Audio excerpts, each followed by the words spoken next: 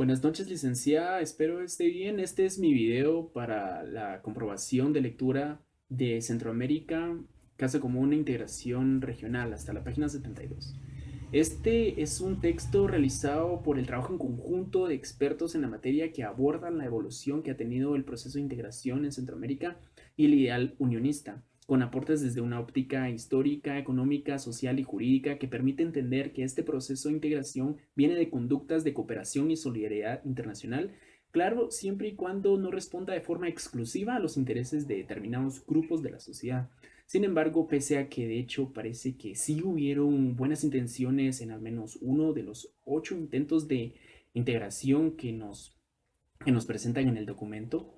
el panorama en general no colaboró en lo absoluto, y en donde persistieron los conflictos armados, la división entre los 5 países, la inactividad de instrumentos jurídicos de integración, la debilidad de las instituciones y las fuertes presiones ideológicas y políticas, sucedió como cuando se trata de hacer algo y se hace todo lo contrario, y terminó siendo un solo momento efímero en la historia, pero eterno en la memoria de ideas que aún crean en esta unificación. Se distingue en el documento la particularidad del documento de independencia, empezando por el hecho que no corresponde como se crea a la separación de toda Centroamérica, sino a sola la de la ciudad de Guatemala, quien era el centro administrativo de la región, quien, como ya sabemos, es incluido por México, que tenía las intenciones de romper los ya débiles vínculos con España, y como no es de extrañar, es una decisión tomada por una élite que representaba el poder político, religioso e intelectual en esa época.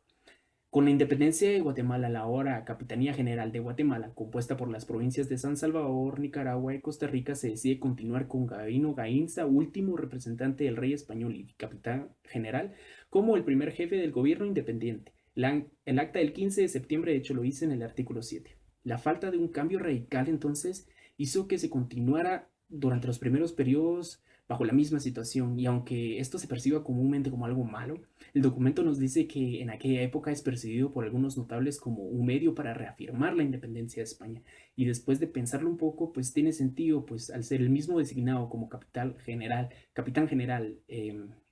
por el rey de España, reafirma la independencia, le da un valor de legitimidad, ¿verdad? Al igual que la anexión al Imperio Mexicano de Iturbide, que normalmente se percibe como un acto de debilidad y sumisión, porque recordamos también que todo esto han sido movimientos pacíficos. También se puede ver como un medio para evitar la reconquista española, puesto que tampoco había un ejército centroamericano fuerte, lo que parece ser un factor muy determinante en cómo se desenvuelve este proceso integracional a lo largo de la historia. El documento nos dice también que lo veían como un acto para poner a prueba la soberanía, pero en realidad fue una anexión a la fuerza que incluso desplazó a Gainza como gobernador, sucediéndolo Pilísula, que también era un militar español y gobernador mexicano, quien pasó a ser también pacíficamente gobernador de Centroamérica.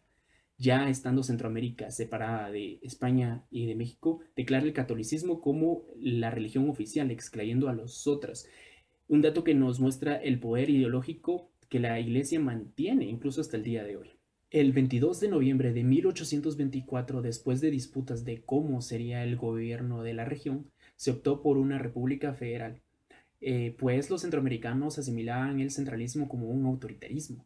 Las Provincias Unidas de Centroamérica entonces adoptan el nombre de República Federal de Centroamérica, pero una vez más únicamente solo el nombre cambió, pues no existió una verdadera relación entre los gobiernos de las provincias, y estas provincias internamente estaban también divididas en ayuntamientos autónomos entre sí. Aparte de la falta de un buen ejército regional, otro factor determinante en la desintegración fueron las divisiones en el gobierno regional, pues siempre prevaleció el provincialismo y las ya típicas divisiones entre liberales y conservadores. Los liberales querían ese gobierno federal y los conservadores preferían uno centralista, que después de la caída del gobierno se oponen ante alguna reconstrucción. Entonces, cuando llega la disolución de la República Federal y la división de Centroamérica en los 5 estados, las autoridades de cada estado continúan en disputas contra los municipios y centralizan así el poder. Con una vida política caracterizada por la opresión, la violencia y la exclusión, se realizaron alianzas militares entre los estados que decían ser nuevos intentos de unión. Fue cuando el electo presidente de Guatemala, Justo Rufino Barrios, se proclama como dictador supremo de Centroamérica y generó la reacción del resto de los países, y finalmente causó su muerte y fracaso en aquella unión. Esta época de la consolidación de los Estados-nación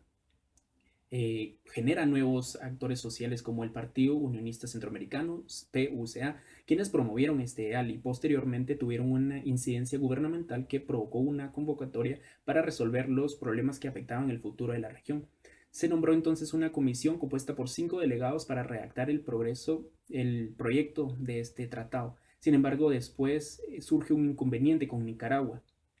que eh, que pide condiciones debido a compromisos asumidos con los Estados Unidos, y al ser rechazadas estas condiciones, desiste del Tratado de Unión. Finalmente, la República Federal Centroamericana termina de colapsar en 1921. Terratenientes y comerciantes monopolizaron el comercio exterior y la intervención directa de las empresas bananeras en la vida política de los países como Honduras y Guatemala fragmentó a la población y atrasó también a la economía. En 1951, gracias a los esfuerzos en 1950 por conformar organismos orientados a la integración política de los 5 países centroamericanos, se crea la Organización de Estados Centroamericanos, OECA, quienes estudiaron las formas de unificar la legislación de los 5 estados. La ODECA se mantuvo al nivel de la cooperación política sin buscar una integración verdaderamente funcional, y en eso fue en lo que falló, siendo ineficiente también para resolver el conflicto de la llamada guerra del fútbol, que también es causante de los procesos de desintegración. No obstante, en esa misma época, la Comisión Económica para América Latina, CEPAL, aporta un argumento económico con el paradigma de Prepsich, fundamentado en la industrialización. Pese a sus buenas intenciones, por varios motivos la ODECA entonces es opacada de cierta manera o absorbida por el mercado común centroamericano, que su creación y evolución va desde 1960 hasta 1990. El documento recalca en varias ocasiones que todo esto es un proceso, no se deslinda de la integración de 1823. El mercado común centroamericano, con los fundamentos en el paradigma económico de Prepsich, entre otros objetivos como facilitar la inversión intrarregional o establecer un mercado común, promovió la industrialización de Centroamérica a tiempo que pretendía reducir la dependencia en el producto primario. Y de hecho sí se observa una mejora en esta época de los 70. Recuerdo haber visto fotos de carros fabricados aquí en Guatemala, como el Chato en 1977, cosa que pienso que es una lástima que se haya dejado de industrializar el país. El mercado común centroamericano entonces posibilita el surgimiento de la integración económica centroamericana a través de tratados bilaterales hasta llegar a tratados a nivel multilateral. Esto se da al reconocer que las economías centroamericanas no podían seguir dependiendo de los productos agrícolas tradicionales como el café y el banano especialmente. Se crea entonces conciencia de que se necesita un nuevo modelo de desarrollo. La estrategia de industrialización, sin embargo, es afectada por la pequeñez de las economías locales. Por eso se vuelve necesario un mercado regional, y por eso la integración económica toma una postura de regionalismo abierto.